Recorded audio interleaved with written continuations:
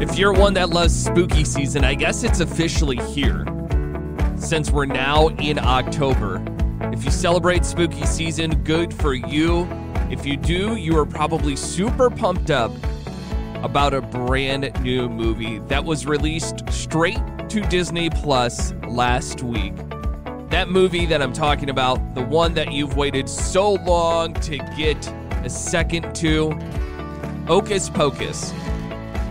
I meant to say Hocus Pocus, okay? There's a little running inside joke between Nora and I. We have this little sign that sits on top of our coffee bar, actually bottom shelf of our coffee bar. And it used to say Hocus Pocus, but for some reason the H in Hocus fell off. I just think old age with that sign, we might need to just go ahead and hot glue gun that bastard back on, because if we don't, I don't think it'll ever go back on. So if you watched Hocus Pocus 2 on Disney Plus, what were your thoughts of it? Judging by a lot of reactions online, people did not like it. I don't understand the expectations that people go into movies when there is now a sequel coming, in this case, 30 years later, almost 30 years later. It's crazy. You know you can't have that story that you once wanted from a sequel.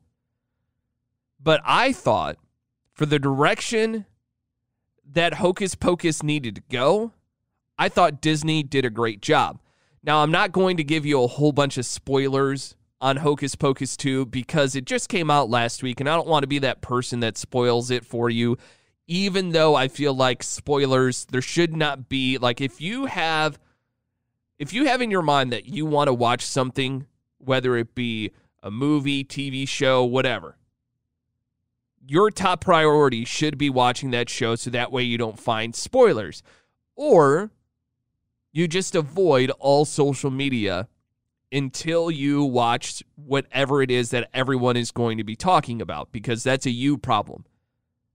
There needs to be a space where everybody can talk about it, and that's social media. But I'll give it a full week before I actually get into my real deep thoughts on that movie.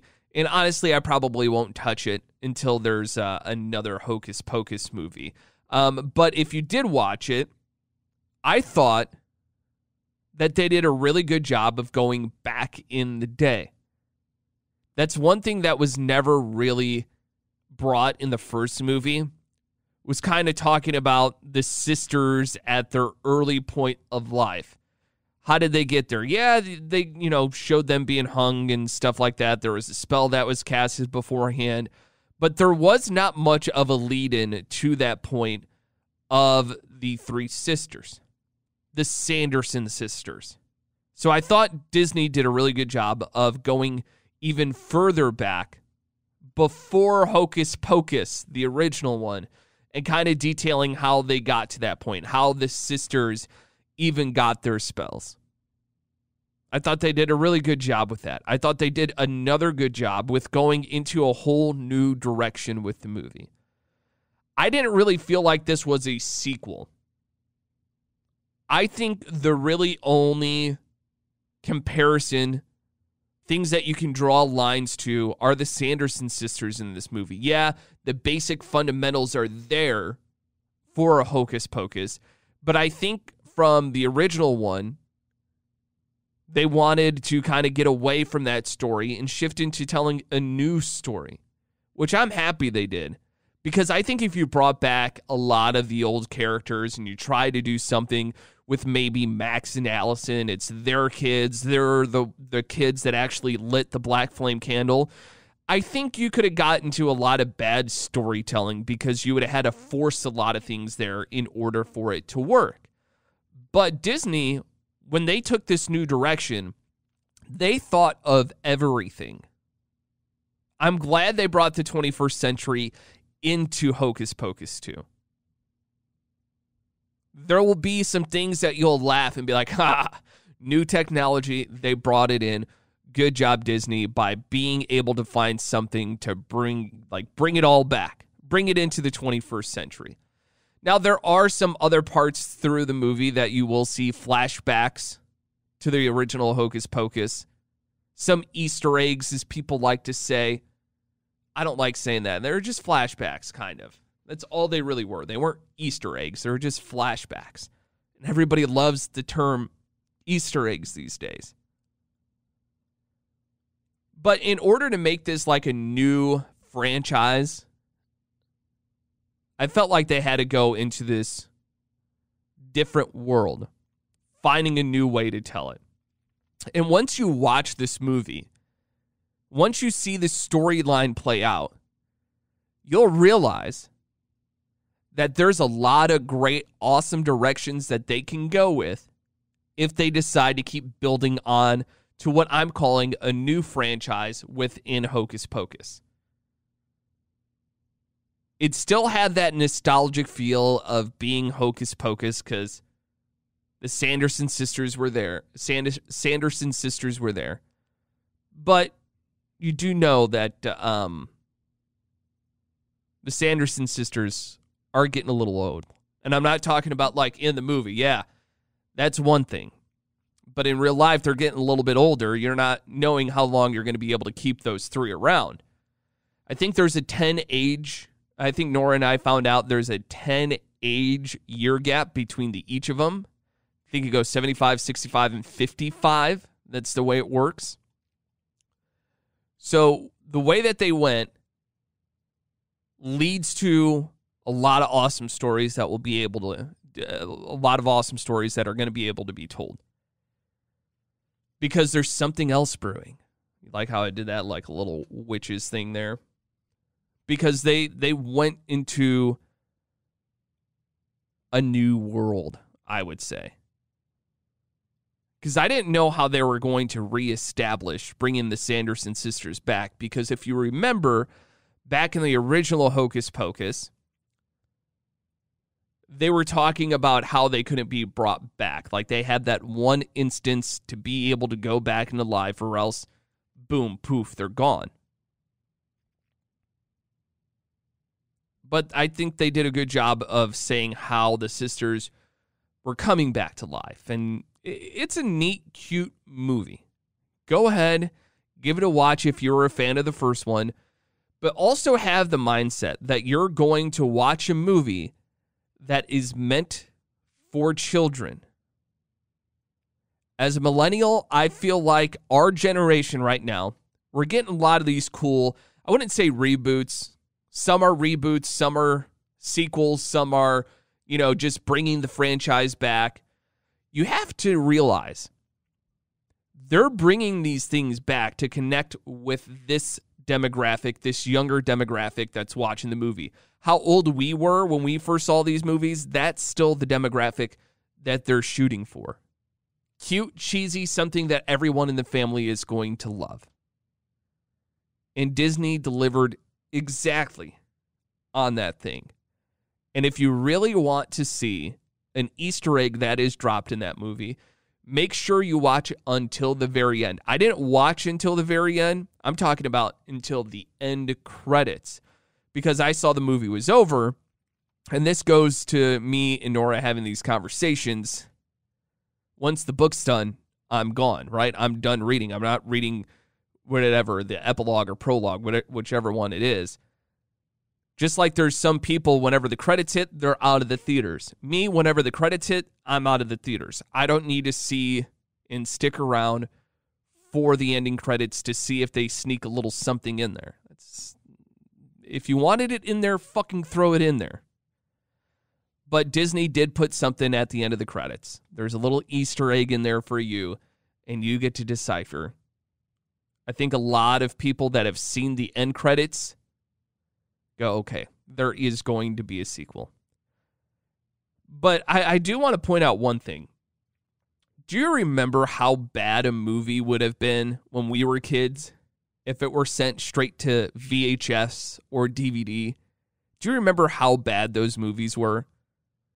I feel like Disney Plus is doing a really good job of making these straight to home, straight to streaming service movies feel like they were big budget. I do need to give Disney a round of applause on that one, because they made this still feel like it was supposed to be something special. And it was. It delivered. And I can't wait to go to work and talk to all my coworkers about this, because this was a big conversation last week in the office. And I was only in the office for one day, I think. Yeah, Tuesday and part of Wednesday, because I started not to feel the greatest on Wednesday. My boss was like, okay, you need to go home. If you're not feeling better tomorrow, still work from home. But I really didn't have to worry about staying at home on Friday because I get to work from home on Friday. My company allows us to work from home 2 days a week. We get to work from home on Mondays, and we get to work from home on Friday. So, like I said, I'm not going to be able to talk to my coworkers about this until Tuesday, even though I could just hit them on a group chat and say, hey, what did you think of it? I'd like to do some of those conversations in person.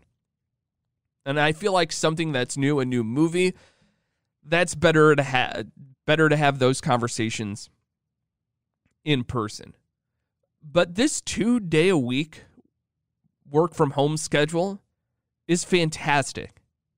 I think it's the right balance of being in the office and being at home. And especially the way that my company has it, being so flexible. You could take a long weekend if you really wanted to, but you just have to know that you have to work on Friday from whatever location you're going to be working at. And then you could work from that location again on Monday and then drive home after work. Now, it would be a long day, and you might actually have to take a half day at work, or you'd have to pay a little bit extra to stay inside your Airbnb or your hotel so that way you could work that whole day. But it gives you a nice opportunity to be able to take advantage of long weekends. And I needed that. I didn't think that I would need that, but it fits great with having family that doesn't live in town. My family lives in the suburbs of Chicago, so it's not that far. But sometimes when you're planning out weekends, you're like, oh, it's only going to be a couple of days. I really need to find holidays to go home, and you use that to kind of bookend things. With this schedule, it's going to allow Nora and I to visit family and give us more time to visit family because I have the opportunity to work from home on a Friday. I could drive up on a Thursday, crash at their house on Friday and work, and then as soon as I'm done with work, I can hang out with my family. And they're in the central time zone, so that makes it a hell of a lot easier. So I'll be working my work schedule only until 4, so 7:30 to 4. So it's 8:30 to 5 in the Eastern time zone. It's the perfect scenario. And hell, the last couple of weeks, I've worked Thursday, Friday, Monday at home. Just the way that things have fell in the office, and it's been awesome.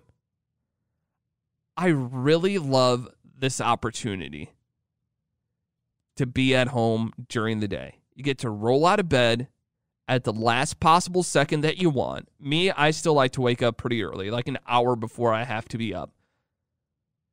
Because I'm slow moving, I like to have a cup of coffee or two before I start work, eat breakfast, take my morning dump. Like, I like to do all those things, even when I'm working from home, before I log into my VPN and start working.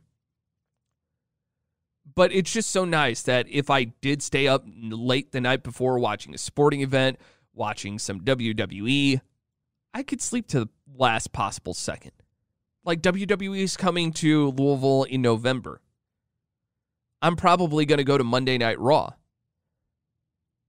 I might ask my boss, hey, do you mind if I work the first part of the day at home and then come into the office so that way I could sleep in to the last possible second, because Raw goes off the air at 11 o'clock. So, I mean, it's pretty damn late. But the other great advantages of working from home, besides being able to sleep in at the last second, is getting off exactly when that clock strikes 5 o'clock and you're already home. You don't have to work. You don't have to worry about a work commute home. You're already home.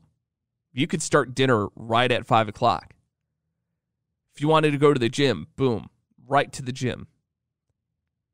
If you just wanted to do a little exercise around the neighborhood, you could do that and not have to worry about getting home and then changing and then doing all these things. You're already in comfortable clothes when you're working from home. So you don't really need to change. You could change maybe the last hour of the workday if you had a couple of meetings that you needed to dress nice for camera.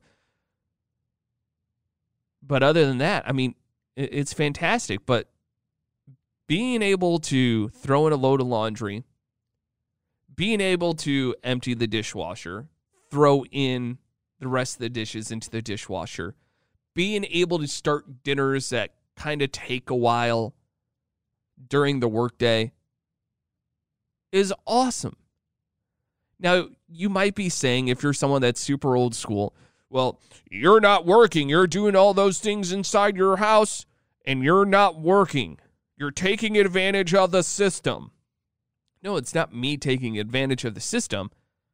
You know, when you're in the office, there's that water cooler talk. I was just telling you, when I get into the office on Tuesday, I'm going to have to talk about Hocus Pocus 2 with my coworkers. And that's going to be 15 to 20 minutes having that conversation with them. When I'm at home, I don't have those 15, 20-minute conversations with someone.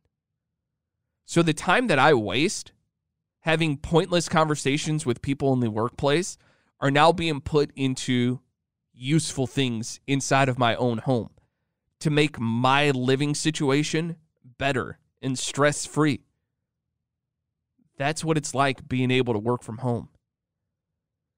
Think about how many times you have that annoying coworker shows up to your desk, tells you everything about their weekend. You're like, dude, I got to get shit done. But you don't want to be mean, so you don't want to cut the conversation short. So you just keep, yep. And then all of a sudden, like I said, 20 minutes later, you got nothing done. And for some reason, I feel a lot more productive during the workday at home because I'm doing things around the house. I'm doing work. When I'm able to stay stimulated doing all those things, keeps me on a fast pace of being productive for the whole darn day. I love it. I notice a huge difference in how much more I am productive at home and at work when I'm in the office. So I think if I were to ever have any other job besides the one that I have now, there would need to be some sort of hybrid schedule. Like if a company did want me to be in the office all the day, every day, it would be like, hey, I want to be in the office only until X time, and then I'm out. I'm going home. Especially if you live in a big city, think about how much time you would save on commuting. Louisville's not horrible, but it isn't the best with traffic because the interstates, they all connect together. And as soon as there's one slowdown, it affects like the whole city. Everyone's using those alternate routes. There's now more traffic, now more people cutting you off. It's not great. So I think that I would always need, going forward, the option to be able to work from home or have a flexible work schedule where I could be like, okay, it's lunchtime. I'll see you guys tomorrow. Because it is a good balance. It is still nice to be able to go into the office and see coworkers. That is nice. It's nice to have that option. But I don't think being in the office 5 days a week anymore is really necessary. You might hear some people that will say, what about company culture? What about it? Who cares about company culture? If work's getting done, you're still recording record profits. Who cares? Because people aren't close with their coworkers? I mean, there still needs to be a balance of it. You still need to be able to know who you could go and talk to certain things about to get help. But for the most part, I don't really need it. I think the work culture is the most fabricated thing in the workforce. I don't want to go on a huge rant about that because that could be a full episode by itself, just talking about my beliefs. And trust me, if I got into all of that, I don't think I would ever get hired by a company again. They'd be like, oh, you have all these great philosophies. Why don't you just go work for yourself? I don't have the disposable income to start a business by myself. I need the big corporate person. I need their money. Their money is good. Sometimes. In some cases, it's good. Sometimes it's like, really? I saw how much money you made last year, big boss man. I saw how much money was brought into the company last year, boss man.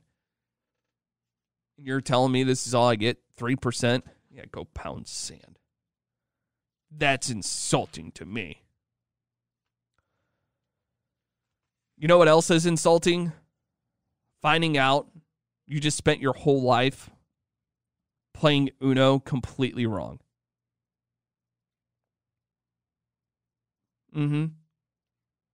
Twitter is where I found out that I've been playing Uno completely wrong. Somebody was talking to Uno, mentioned Uno, and said, yep, it's true. You cannot, let me emphasize that again, cannot put a draw 2 on a draw 2. What the hell do you mean I can't put a draw 2 on a draw 2? That's the way that I've always played.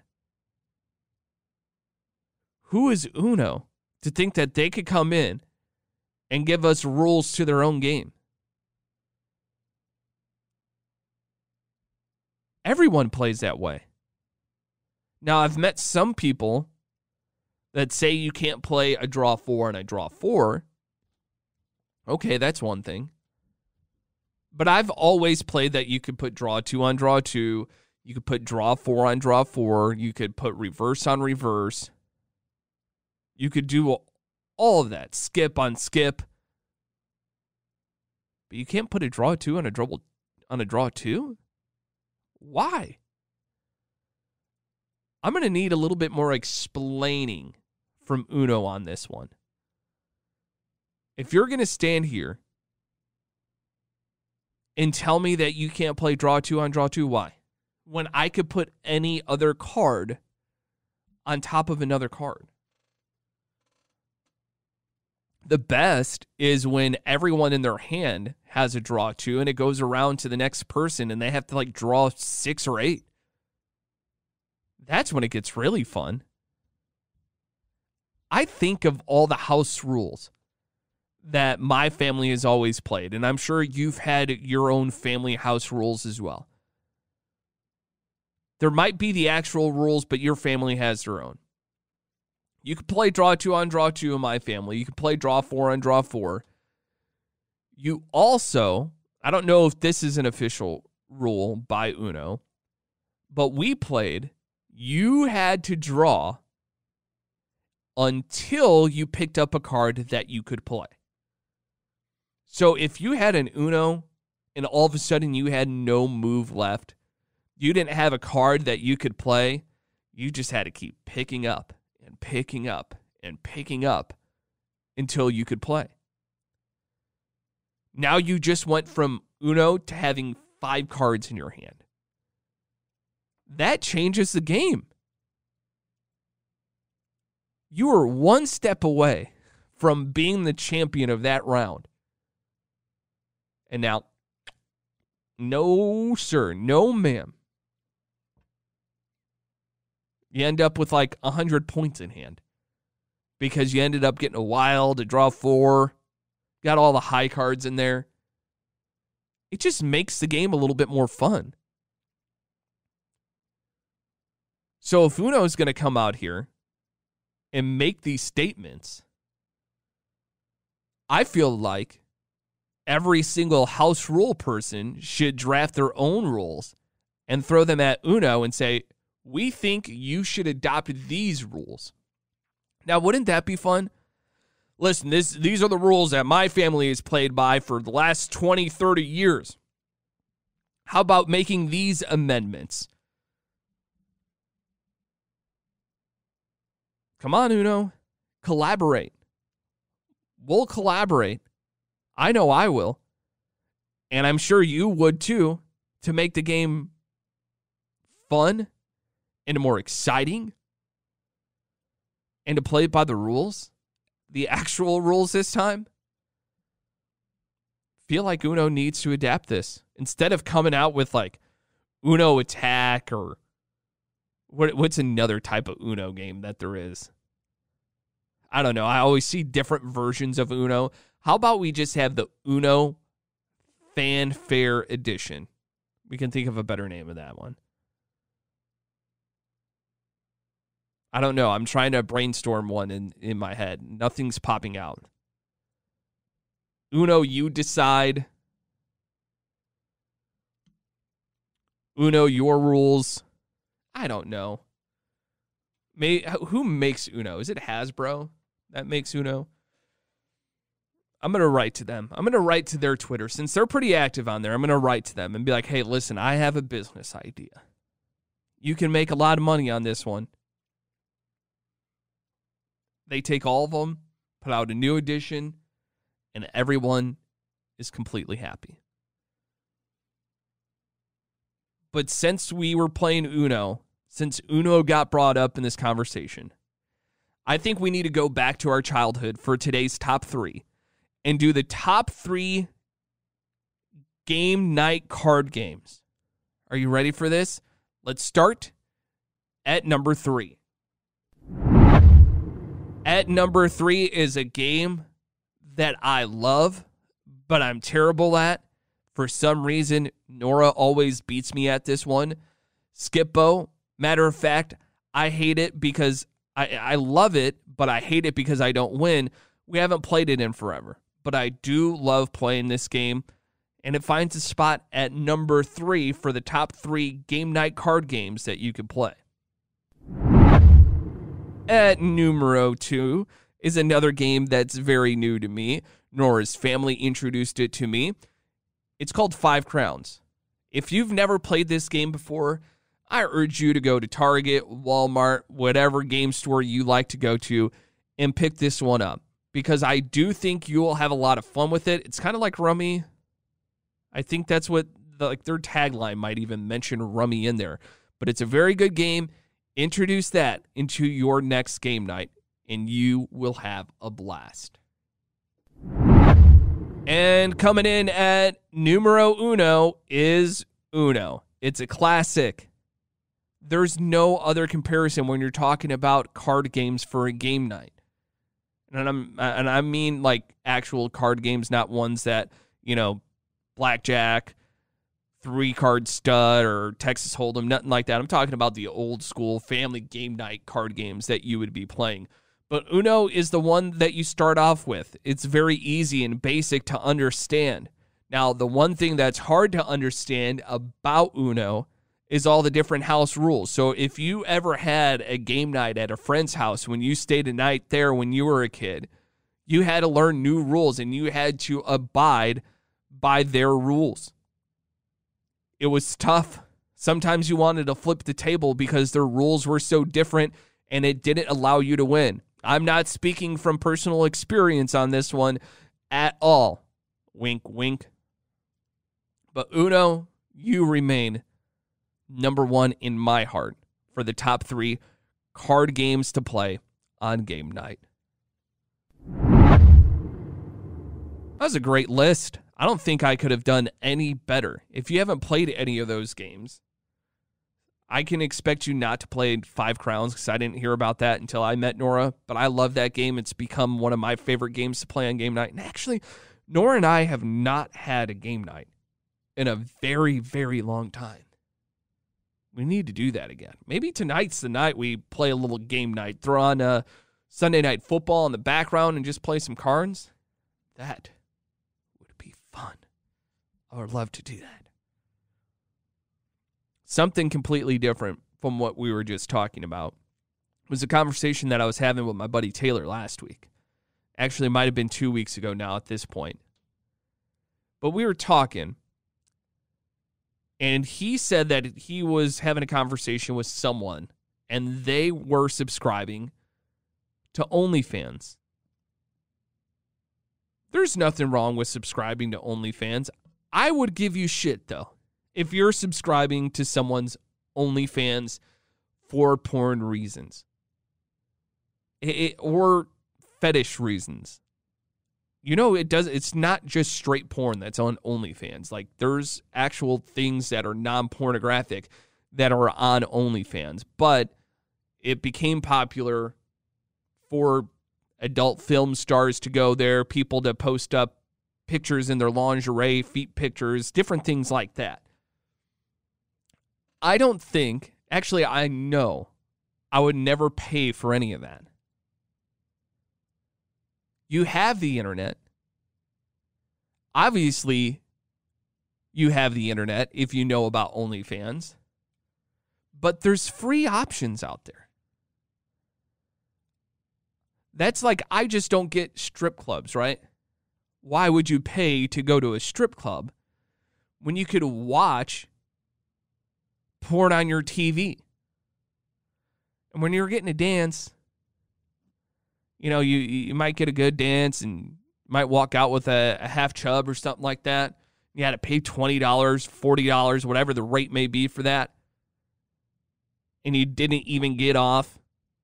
Well, if you stay at home and you just hop on to Pornhub, pick a video that you want to see, and you're able to get off for free. So we just kept kicking back the idea. Is it embarrassing to admit that you subscribe to someone's OnlyFans because it's costing you money? Now, some people on OnlyFans aren't charging like $5 a month. Some are $20 a month, $50 a month, depending on who the person is behind it. Say if it is a big-time adult film star and they want to make even more money after they've actually been done making movies and now they can have like their own career.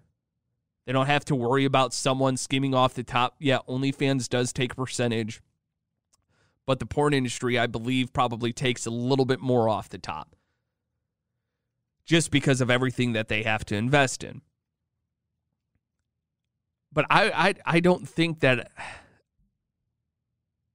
I could ever to subscribe to something like that. Like, I remember when people started to subscribe to like Brazzers, or I think Brazzers was like the big one when I was in college that people would subscribe to.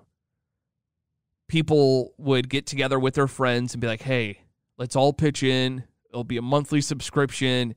We just have one and everybody can use it. It's like, why are you doing that? You probably found out about Brazzers from watching a movie that was on Pornhub. That free content is still good content.